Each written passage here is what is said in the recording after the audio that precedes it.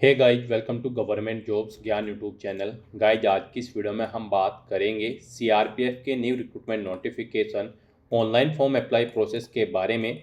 जी हाँ दोस्तों, central reserve police force CRPF ने कांस्टेबल, टेक्निकल एंड ट्रेड्समैन और पियोनियर के 9,195 खाली पदों को भरने के लिए नोटिफिकेशन रिलीज कर दिया है। कैसे आप इस भर्ती में पार्टिसिपेट करने के लिए अपने फॉर्म अप्लाई कर सकते हो बिना कोई मिस्टेक किए हुए, इसकी पूरी जानकारी हम आपको स्टेप बाय स्टेप रजिस्ट्रेशन से लेकर प्रिंट तक इस वीडियो में देंगे। बस आपको इस वीडियो को स्किप के बिना शुरू से लेकर एंड तक देखना है। उसके बाद वीडियो पसंद आए तो इसे लाइक और शेयर कर दें। चैनल पर नए हो तो इसे सब्सक्राइब कर लें। साथ ही साथ आपको अपना फॉर्म अप्लाई करते हुए जो जो भी प्रॉब्लम फेस हो रही है उन सभी का हल आपको इस वीडियो में मिल जाएगा। तो बिना कोई वक्त गंवाए चलिए शुरू करते हैं। आपको इस वीडियो के डिस्क्रिप्शन बॉक्स में हमारी वेबसाइट IND-sarkari-naukri.in के इस पेज का लिंक मिल जाएगा। यहाँ पर आपको इस भर्ती के रिगार्डिंग सभी डिटेल्स प्रोवाइड कर दी गई है।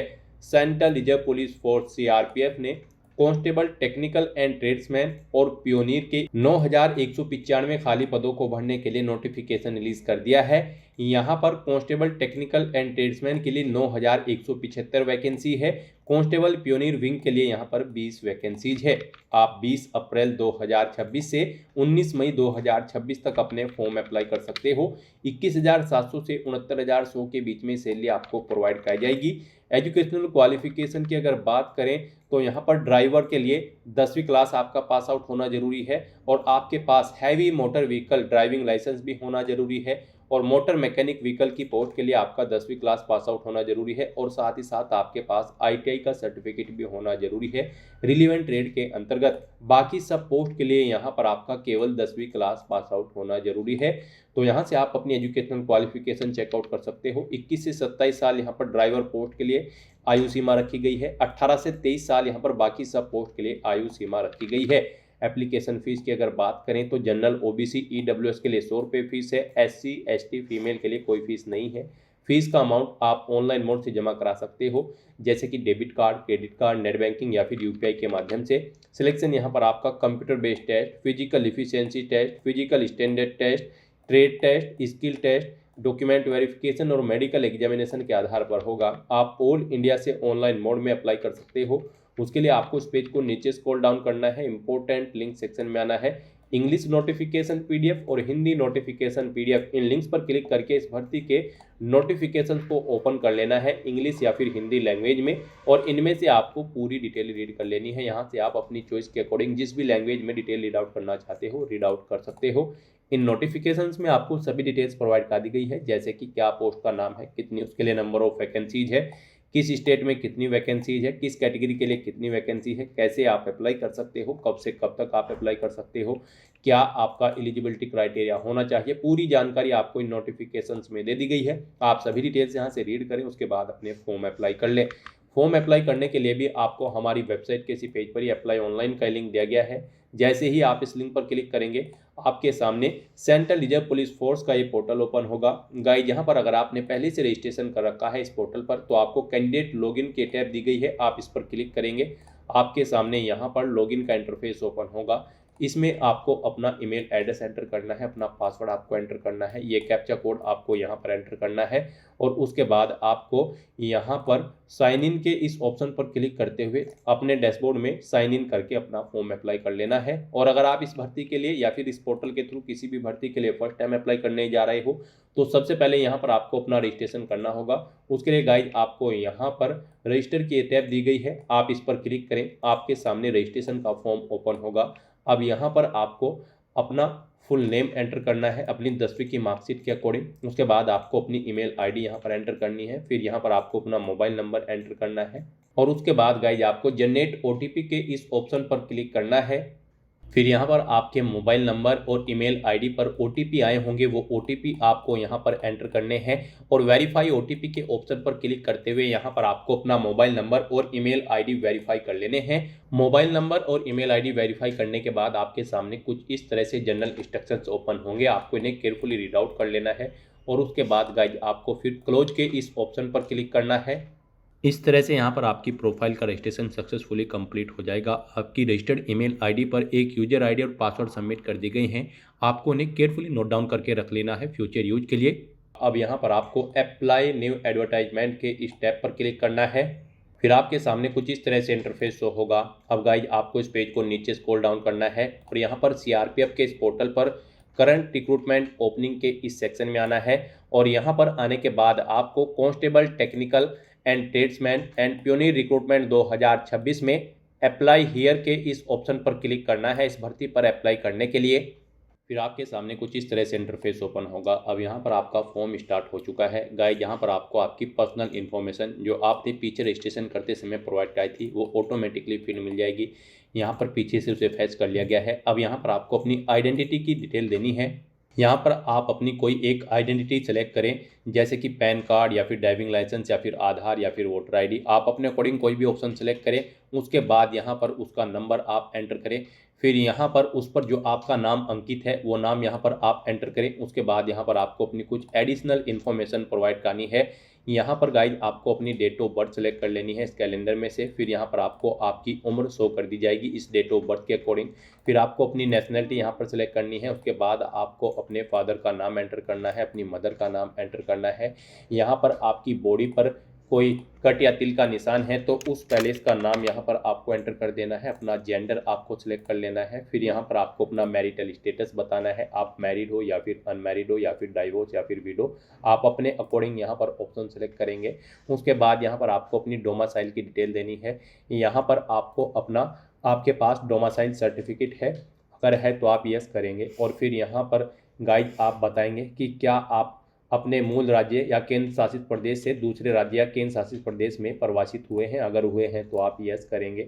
और फिर यहाँ पर आप उसकी डिटेल देंगे, क्या आप अपने मूल राज्य केंद्र शासित प्रदेश से आरक्षण का लाभ उठाना चाहेंगे, अगर चाहेंगे तो यस करेंगे।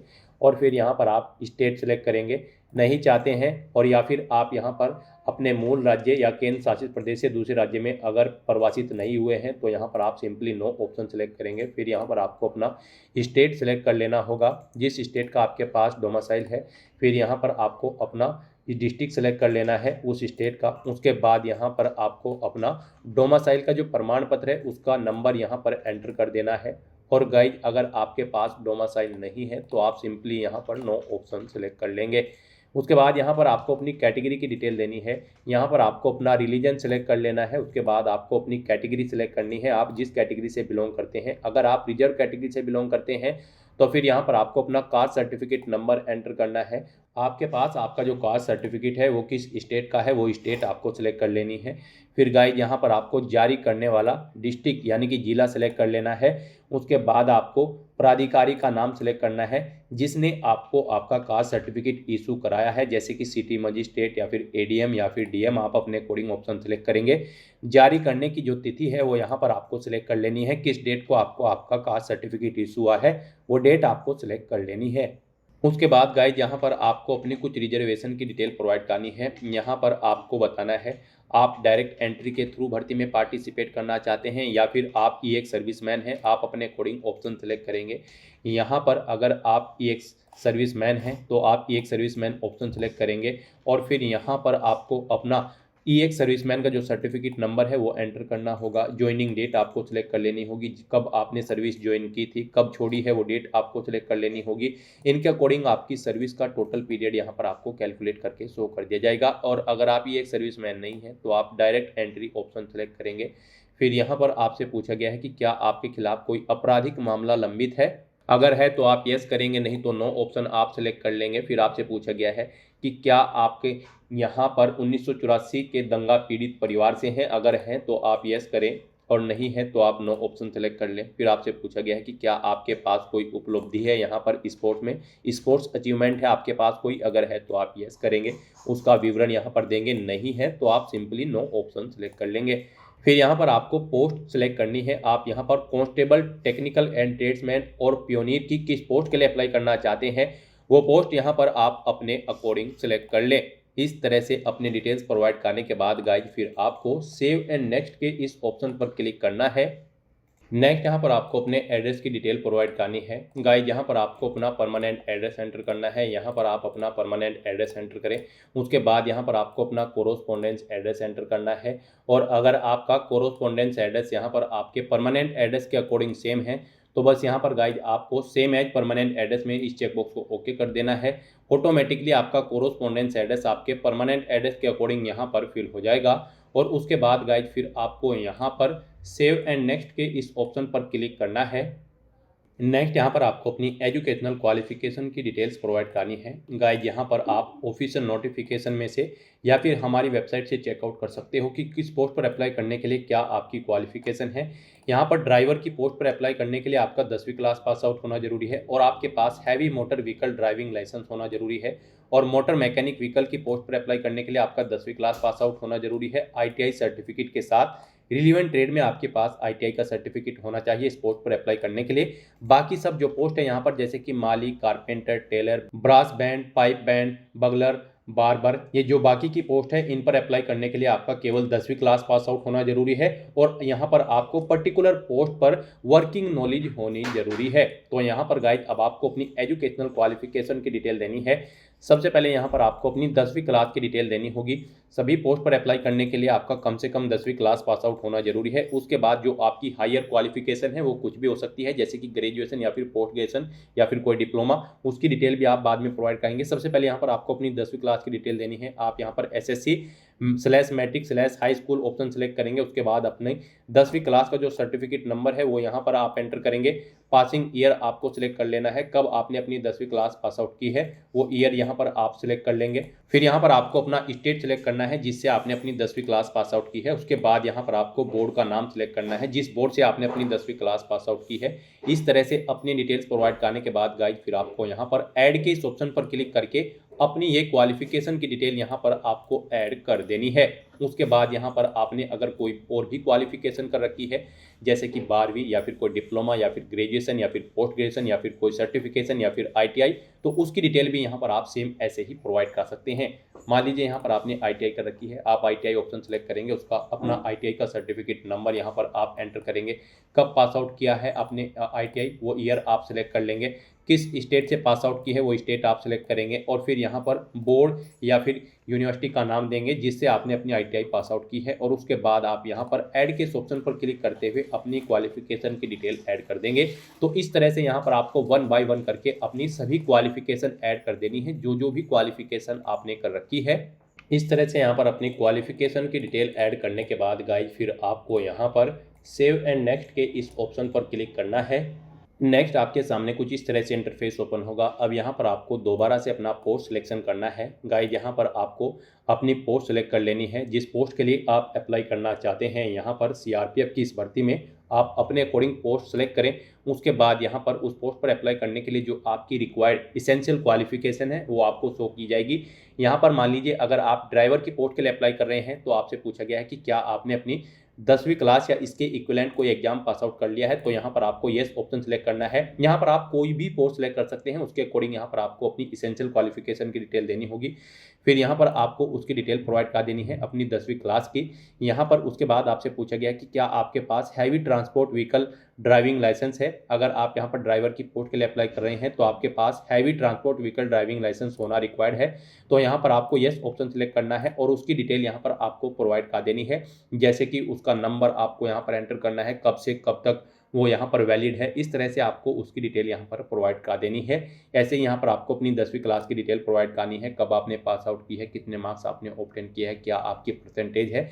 इस तरह से यहाँ पर आप अपनी डिटेल्स प्रोवाइड कर सकते हैं। उसके बाद यहाँ पर अगर आप पियोनियर की पोस्ट के लिए किसी अन्य पोस्ट के लिए अप्लाई करना चाहते हैं तो यहाँ पर आपको पोस्ट शो होंगी, उसमें आप जिस भी पोस्ट के लिए अप्लाई करना चाहते हैं वो पोस्ट आप सिलेक्ट कर ले। नहीं करना चाहते हैं तो आप इसे नन ही ऑप्शन को सिलेक्ट रहने दें, ये ऑप्शनल है, आप अपनी चॉइस के अकॉर्डिंग पोस्ट सिलेक्ट कर सकते हैं। नहीं करना चाहते हैं तो न करें। इस तरह से अपनी डिटेल्स प्रोवाइड करने के बाद गाइज फिर आपको यहाँ पर सेव एंड नेक्स्ट के इस ऑप्शन पर क्लिक करना है। नेक्स्ट यहाँ पर आपको अपने सर्टिफिकेट और डॉक्यूमेंट्स अपलोड करने हैं। गाइज यहाँ पर आपको अपना पासपोर्ट साइज फोटो अपलोड करना है, अपने सिग्नेचर आपको अपलोड करने हैं, कास्ट सर्टिफिकेट आपको अपलोड करना है अगर आप रिजर्व कैटेगरी से बिलोंग करते हैं। उसके बाद यहाँ पर आपने 10वीं 12वीं ग्रेजुएशन या फिर ITI जो भी कर रखी है उनके सर्टिफिकेट यहाँ पर आपको अपलोड कर देने हैं। इनके लिए आपको गाइडलाइन दी गई है इन डॉक्यूमेंट्स के लिए। गाइस यहाँ पर आपका जो फोटो होगा वो 50 केबी से 100 केबी के बीच में होना चाहिए, जेपीजी या फिर जेपीजी या फिर पीएनजी फॉर्मेट में होना चाहिए। सिग्नेचर भी आपके 50 केबी से 100 केबी के बीच में होने चाहिए, जेपीजी, जेपीजी या फिर पीएनजी फॉर्मेट में होने चाहिए। और बाकी के जो सर्टिफिकेट है वो यहाँ पर 100 केबी से 500 केबी के बीच में होने चाहिए और ये जेपीजी, जेपीईजी या फिर पीएनजी या फिर पीडीएफ फॉर्मेट में होने चाहिए। तो यहाँ पर आपको अपने इन डॉक्यूमेंट्स को अपलोड करने के लिए क्लिक हियर टू अपलोड के ऑप्शंस पर क्लिक करना है, फाइल को सिलेक्ट कर लेना है और 1 बाय 1 करके अपने इन सभी डॉक्यूमेंट्स को यहाँ पर आपको अपलोड कर देना है। उसके बाद आपको इस चेकबॉक्स को ओके करना है और फिर गाइड सेव एंड नेक्स्ट के इस ऑप्शन पर क्लिक करना है। नेक्स्ट यहाँ पर आपने पीछे अब तक जो डिटेल प्रोवाइड कराई है उसका पूरा प्रीव्यू आपको शो कर दिया गया है। आपको सभी डिटेल्स केयरफुली चेकआउट करनी है। इस पेज को नीचे स्क्रॉल डाउन करना है और यहाँ पर गाइज अब आपको अपना पैलेस एंटर करना है, जिस पैलेस से आप बिलोंग करते हैं। उसके बाद यहाँ पर आपको अपना सेंटर सेलेक्ट करना है, आप जिस सेंटर पर एग्जाम में पार्टिसिपेट करना चाहते हैं या फिर इस भर्ती का जो टेस्ट होंगे यहाँ पर फिजिकल टेस्ट वगैरह या मेडिकल टेस्ट उनमें आप पार्टिसिपेट करना चाहते हैं वो सेंटर यहाँ पर आप सिलेक्ट करें। उसके बाद यहाँ पर आपको एप्लीकेशन फीस के अमाउंट की डिटेल प्रोवाइड कराई जाएगी। गाइस यहाँ पर अगर आप रिजर्व कैटेगरी से बिलोंग करते हैं, आप SC ST या फिर फीमेल कैंडिडेट हैं तो आपको कोई फीस जमा नहीं करानी है। और अगर आप जनरल OBC या फिर EWS कैंडिडेट हैं तो आपको 100 रुपये फीस के रूप में जमा कराने होंगे। लेकिन यहाँ पर 47 रुपये पोर्टल चार्ज सभी कैंडिडेट को जमा कराना होगा, 47 रुपये 20 पैसे। तो यहाँ पर आपको अपना ये पोर्टल चार्ज जमा कराना है। अब यहाँ पर आपको पेमेंट गेटवे में HDFC bank PG option select करना है। उसके बाद आपको ये चेकबॉक्स ओके करना है और फिर गाइज आपको यहाँ पर पे नाउ के इस ऑप्शन पर क्लिक करते हुए अपना फीस पेमेंट करना है। फिर आपके सामने फीस पेमेंट का ये इंटरफेस ओपन होगा। गाइज यहाँ पर आप debit card, credit card, net banking या फिर UPI के माध्यम से अपना फीस पेमेंट कर सकते हो। आपके लिए यहाँ पर सबसे बेस्ट और इजी ऑप्शन UPI का रहेगा, तो आप UPI के इस ऑप्शन पर क्लिक करें। उसके बाद आपके सामने कुछ इस तरह से इंटरफेस ओपन होगा। अब यहाँ पर आप जनरेट QR के इस ऑप्शन पर क्लिक करिए, ये QR कोड आपको शो होगा। आप इसे अपने UPI से स्कैन करें और अपना फीस पेमेंट कर दें। सक्सेसफुली फीस पेमेंट करते ही यहाँ पर आपके एप्लीकेशन फॉर्म की सभी टास्क कंप्लीट हो जाएगी, आपका फॉर्म सक्सेसफुली सबमिट हो जाएगा। फिर आपको अपने फॉर्म का एक हार्ड कॉपी या फिर सॉफ्ट कॉपी प्रिंट आउट ले लेना है फ्यूचर यूज के लिए, फ्यूचर रेफरेंस के लिए। और फिर आप अपने डैशबोर्ड में जाकर भी अपने एप्लीकेशन फॉर्म का स्टेटस चेकआउट कर सकते हो कि वो सक्सेसफुली सबमिट हो चुका है या फिर नहीं। तो दोस्तों ऐसे आप CRPF कांस्टेबल की इस भर्ती के लिए अपने फॉर्म अप्लाई कर सकते हो बिना कोई मिस्टेक किए हुए। आज की इस वीडियो में बस इतना ही। आई होप ये वीडियो आपको पसंद आई होगी। अगर पसंद आई हो तो इसे लाइक और शेयर करें, चैनल पर नए हो तो इसे सब्सक्राइब कर लें। Thanks for watching.